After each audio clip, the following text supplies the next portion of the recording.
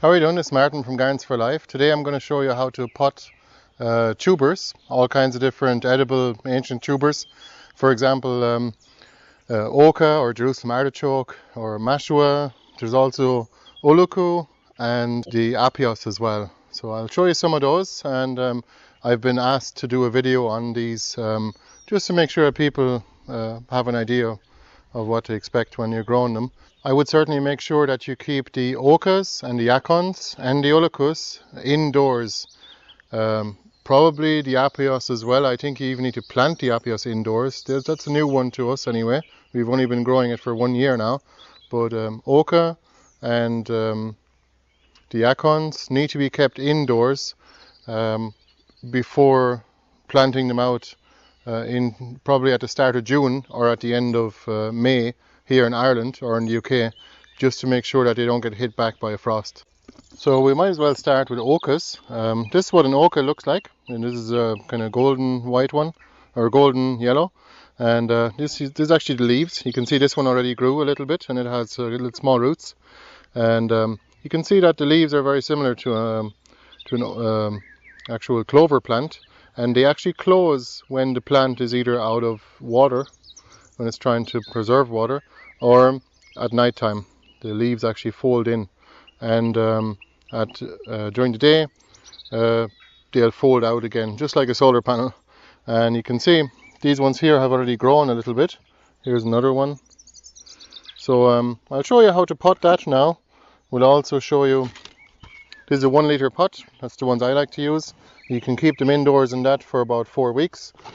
This is a good time to do it now, or any time in April really. You put some fairly loose potting compost into it. We use mushroom compost and a small bit of peat mixed into it, just to hold the water, and it's antibacterial as well. And you can take your plant, or your tuber I should say, and plant it with the tip up. If it doesn't have a tip, you can just plant it as it is in any direction, and you just cover it just lightly and whack it from the bottom, and that's it. You don't really need to, it'll come true. You don't really need to worry about it too much after that.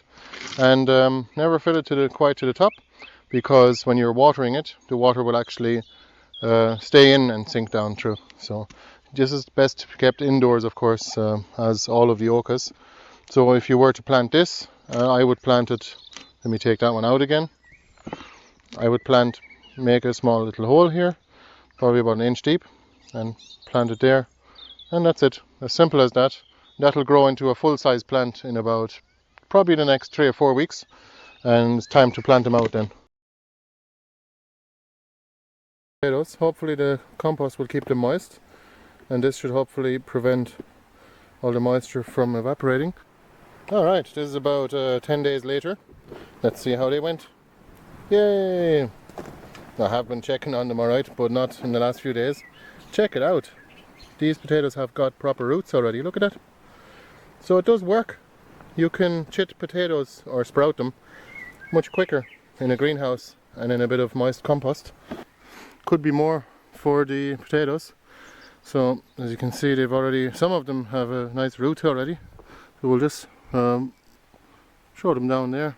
So now I take the wood chips and I simply brush them on top. So this is a Jerusalem artichoke, a variety called white truffles. You can plant any of the Jerusalem artichokes out directly into the garden.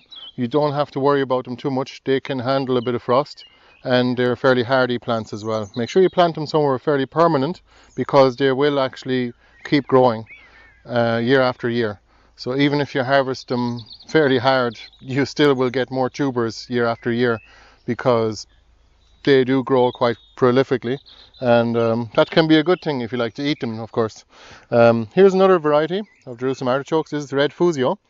You can see it's kind of round, and there's a few different ones here. This is actually kind of starting to grow already. This is just ordinary Fujio, so white Fujio, and we have a few other varieties too, but these would be the most common ones. So all you do is, if you want to plant it indoors to give it a bit of a head start, if you have the space in your greenhouse and you have plenty of pots, You could use a 2-litre pot, but it's not necessary. 1 litre is fine. Now put some compost into it very loosely and just make a slight hole there and gently push the tuber down into it and put a bit of soil on top, or a bit of compost. Take any lumps out of it. There you go. Do the tip upwards. You can see the tip just here. So that'll grow. And I wish I had some plants to show you now, but we haven't actually bothered potting up any of the Jerusalem artichokes yet. The Ocas are still going in the greenhouse. I'll show you in a minute. So this is an Ullucus plant. Maybe I can show you what it looks like. Let me see here. Actually, I could show you a picture too. These have been potted up for just about 2 weeks, and you can see the roots are starting to grow. Very happy with that. It's a bit crumbly now. That's been in the polytunnel. It's very dry at the moment. So Ullucus is a nice plant to have too. Bit of an alternative to the potato. We also have been growing the Mashuas. This is Mashua blanca, which is actually it's a tuberous nasturtium, and the tubers are edible, same as the leaves and the flowers, and the leaves look quite similar to the nasturtium, and you can plant this. Even this has been in a pot in the greenhouse, so it's actually grown a little bit already, but you could put it into a pot too, or plant it out directly. Fill your pot halfway there, and just basically gently push it down into the pot. Take a big handful of compost, and that'll recover and it'll grow. Let me show you an alternative way to do that if the plant hasn't started growing yet. So if you get one of these in the post, for example, this is a Mashua tuber, you just basically place it like that into the pot and just cover it lightly. Don't push down on it.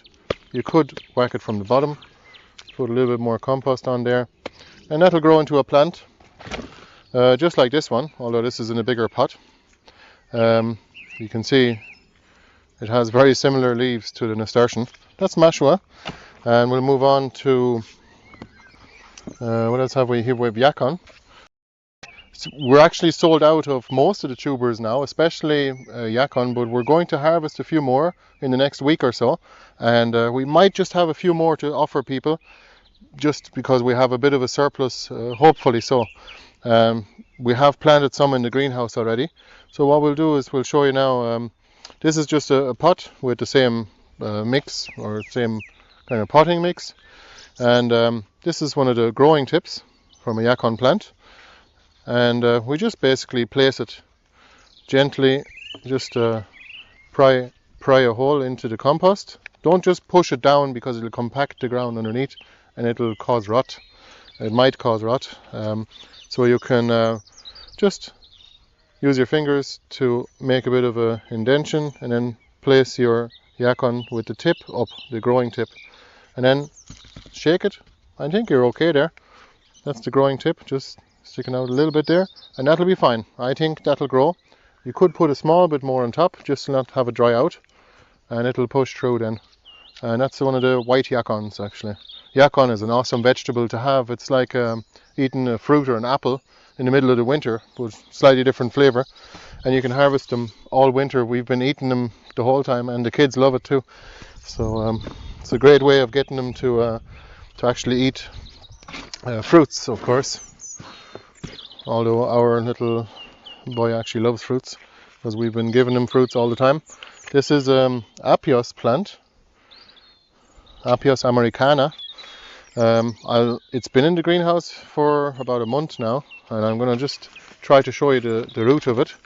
You can see here on the other side that it has rooted fairly well. So I'll try to be fairly gentle. Here's the tuber. That's okay, we'll recover it. We will not cause any damage to the plant. Look at that, that has rooted nicely. So we're going to get some Apios, hopefully plenty, so that we can offer them to you guys too, because they're so hard to get. I find we've been looking for them for 2 years. We found some a year ago, we still had to buy a few more this winter, and they're very expensive. But once you have them, you can keep growing them. They're also known as a ground nut. There is another variety called Apios priceana, which is native to the middle of the United States. Its common name is Traveler's Delight because it actually grows into a big bulb instead of lots of little bulbs on a sausage link. That's what it looks a bit like. I'll show you a little clip of it here. It's actually quite a tasty food and full of protein and some starch. Yeah, you can imagine why back in the day when the frontiers were traveling through from east to west to the west coast of America, used to think it was actually a traveler's delight when they found one, because they were sorted for food for the day. The flowers are actually lovely too of these plants here, so I'm not sure if they'll grow well outdoors in Ireland yet. We did plant some last year in outside, but same principle applies. If you're you just basically put a tuber in a pot and keep it slightly moist, not too wet, but never compact the soil when you're planting tubers or seeds in pots, because it could cause rot, and stagnant water is never a good thing. It causes anaerobic conditions. Yeah, that's all of the different plants. So we have Apios, Ullucus, we have Yacon, we have the tuberous nasturtium, which is the Mashua. We're actually running very, very low on Mashuas now, and Ocas as well, because we're growing season start and we're happy enough. We'll keep providing what we can to people at the best value possible. We have plenty of Jerusalem artichokes left yet. So we had, they're also known as Sunchoke actually, because they're actually in the sunflower family. It's a tuberous sunflower from North America. It makes for really good food at the end of the winter. It's also known as earth apple. That's what they used to call those, because they turn the inulin in them. That's why they're also known as fardichoke. The inulin in them actually turns into sugar or glucose at the end of the winter to produce the leaves in the plants. So that's when you want to eat them, ideally, or you want to cook them really well in a certain way. Yeah, and we have the good old Oca. We have some of those left, very few now. We're almost done now. With the tuber season is almost finishing anyway. So to plant them out is actually really easy. Usually once they have filled out the pot with roots, you can simply plant them outside in your garden. Hopefully you have mulch down, either wood chips or some kind of a mulch. If not, that's okay. You can just mulch with compost as well in a no-dig system, ideally, because it preserves water and the soil structure as well. But you can always just plant them out. Basically, just make sure that you water them well when you plant them out, and that's it. And make sure that you don't plant out frost-sensitive plants before your last hard frost date. I would suggest Ireland, for example, or UK, would be the end of May is when I would start chancing it anyway, for the likes of Oca and Yacon and Ullucus. Okay, so thanks for watching, and take a look at this. This is a bucket of some slightly damaged Mashua plants that or tubers that I left in the greenhouse for the last 4 weeks, and you can see it did really well. So I'm going to try and pry these apart and actually plant them outside. So thanks for watching, and if you have any questions, let us know. Bye bye. Oh my god, our vegetable seeds from CK finally arrived from England. It only took 3 weeks, but finally we got them, and it's like Christmas again. Let's have a look what we got.